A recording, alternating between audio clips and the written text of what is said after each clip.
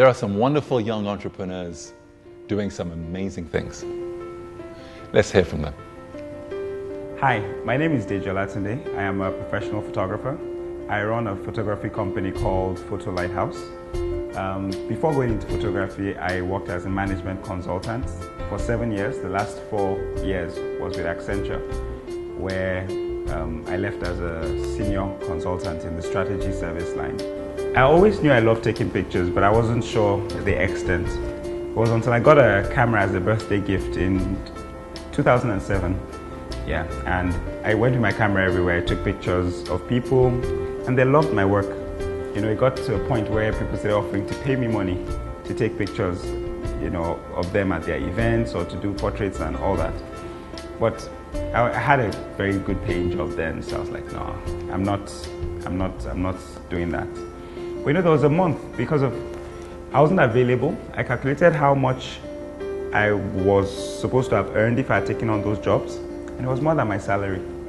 Then I knew that I was onto something, so I decided to plan over a 1 year period from 2008 2009 and to exit my job.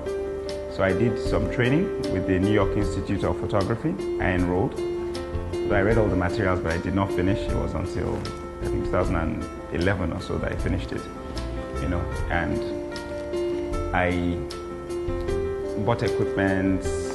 I sold my car and bought a power bike because I wasn't sure of how much, you know, I was going to make. So I needed to cut down on my costs. I paid 1 year's rent. Yeah, so that was it. So I started off, and when I was starting, I made up my mind. I said, even if I have to snap motion pictures on university campuses till I make it, I'm going to do it. There's no going back. I'm burning my bridges, you know. And I started, and it's been a very beautiful journey, I must say. No regrets, not for 1 second. You know, I thought of going back into paid employment. Although there have been tough times, I must say, but it's been worth every minute of it. Growing up, family events, I always love being behind the camera because when I see pictures being taken, there's just something that comes to my mind. Oh, this could have been done better. I wish everybody was looking in this direction, you know. I used to look at all those pictures of, you know, maybe in biographies of great people, and you see their school pictures they took, and you see like 50 people in a picture and everybody's doing the same thing. I love that repetitive, you know, that pattern. But I never saw it in Nigerian pictures. Those are part of my driving things, you know. So when I want to take a picture, I just step back. I'm like, okay, 1 second, I arrange and I go and... So after a while, I'm like, why don't I just get behind the camera? So I think for me, that was part of it, you know. I look at something, I see the beauty of it, and I'm so disappointed when we get the print and it's not it. So I'm like, why don't I just go fix it myself? You know, so that's what had been driving me. When I got a professional camera, for me, it was just something, because I went on training to St. Charles, and there was another guy from, I think, the Chicago office. He had a digital Rebel, a Canon camera, and he took some really beautiful photos.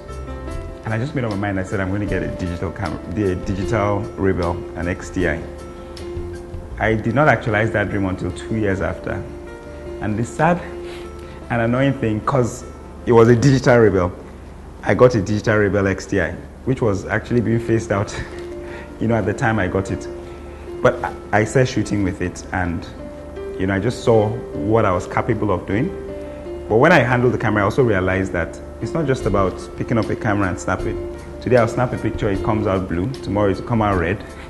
You know, sometimes I'll snap, it's not sharp. That was when I knew that there was much more to photography than just picking up a camera. And at that point, I decided to seek knowledge. And that was when I enrolled with the New York Institute of Photography. New York Institute of Photography, the complete professional photography course, is a multimedia correspondence course. So they'll send you books, they'll send you audios, videos. So you do tests, you're expected to read, what they call them now, units, certain units, then answer questions. So you answer those questions, Then you have assignments. You do the assignments.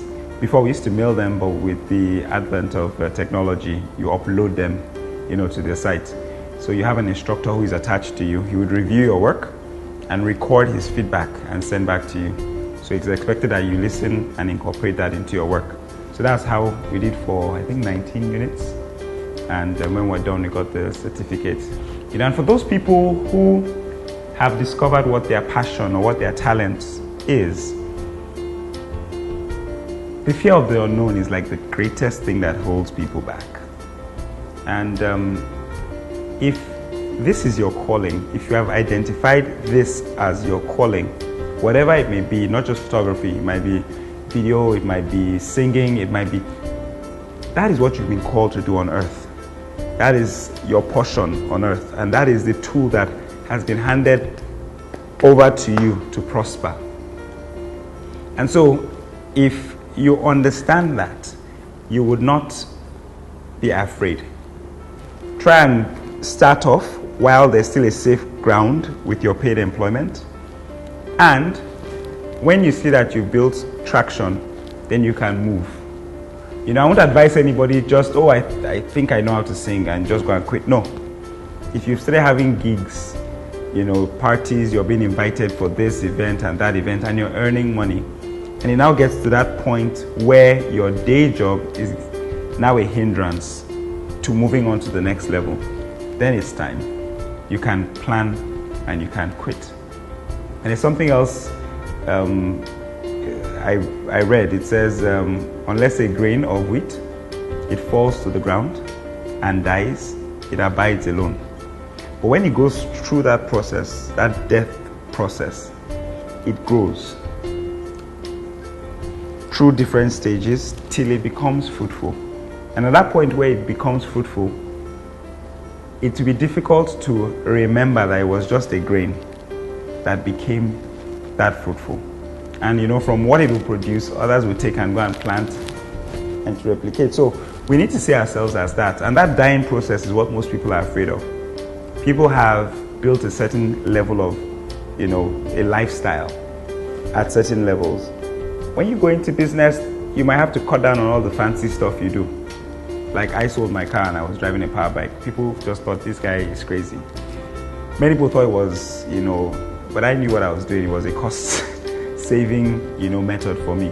So that was my dying process.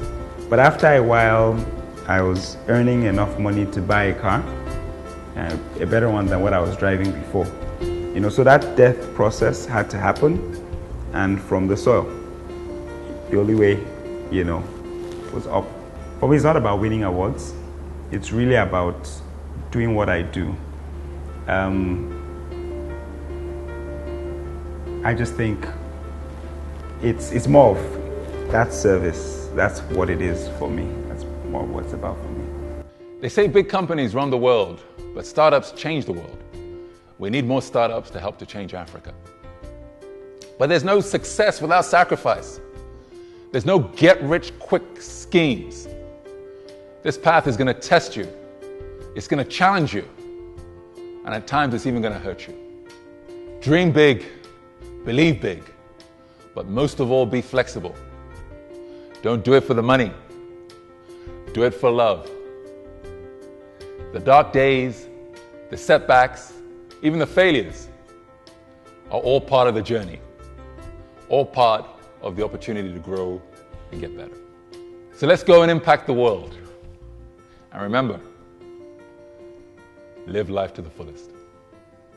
Goodbye.